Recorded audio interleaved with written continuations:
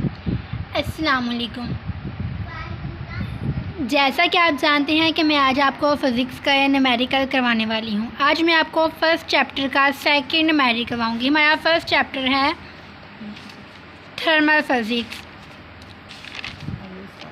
आइए हम स्टार्ट करते हैं। एक बर्तन में 20 सेंटीग्रेड पर 1 लीटर पानी मौजूद है।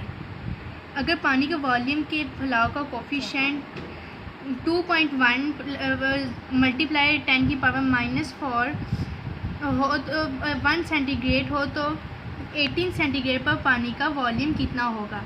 अब उन्होंने यहाँ वॉल्यूम पूछा है, हमने यहाँ वॉल्यूम का फार्मूला लगाना है। ठीक है, सबसे पहले हम लिखना समझाना शुरू करते हैं। यहाँ लिखा है एक बर्तन में 20 सेंटीग्रेड पर 1 लीटर पानी। 20 सेंटीग्रेड हमने यहाँ T1 जो हमारा है वो क्या है 20 सेंटीग्रेड, और यहाँ पर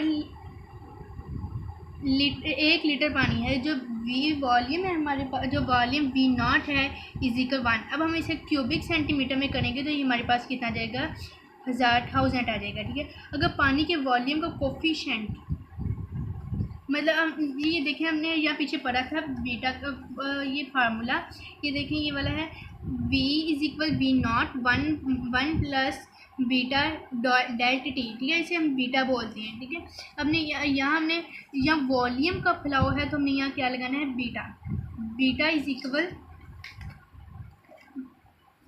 2.1 मल्टीप्लाई 10 की पावर -4।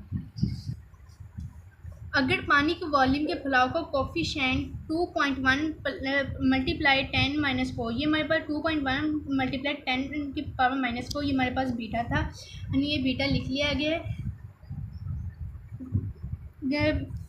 1 सेंटीग्रेड पर हो तो 18 सेंटीग्रेड पर पानी का वॉल्यूम कितना होगा। अब ये जो हमारा T1 तो जो था वो 20 सेंटीग्रेड था, और जो हमारे पास T2 है वो हमारा है 18 सेंटीग्रेड। अब हमने यहाँ मालूम क्या करना है 18 सेंटीग्रेड पर पानी का वॉल्यूम कितना होगा। वॉल्यूम मतलब इसे 20 से जाहिर किया जाता है, हमें इसका वॉल्यूम मालूम करना है। अब मैंने आपको पहले भी फार्मूला दिखाया था, ये वाला फार्मूला यहाँ पे ये पुट करना है।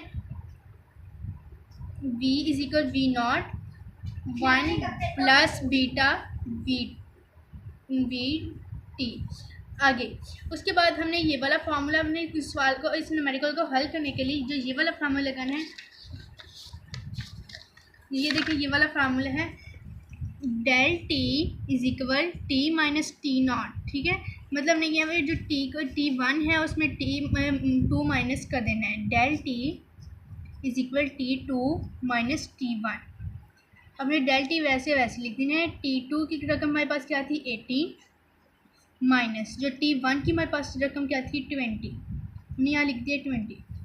अब हमने इसको माइनस करने से हमारे पास जवाब 60 सेंटीग्रेड आता है। ठीक है, अब हमने वो ये वाला जो फार्मूला है ये पुट कर देना। हमने क्या मालूम करना था V मालूम करना था। ठीक है, अब हमारे पास जो ये वाला V0 है हमारे पास क्या है, हमने यहाँ लिख लेना है, ये हमारे पास 1000 था, हमने यहाँ लिख लेना 1000 मल्टीप्लाई ब्रैकेट ये वाला जो 1 था ये यहाँ जाएगा, प्लस बीटा की रकम क्या है 2.1 मल्टीप्लाई 10 की पावर -4 मल्टीप्लाई 16। आगे हमारे पास ये जो डेल T की रकम थी ये वाली हमने यहाँ लिख लेनी है 60।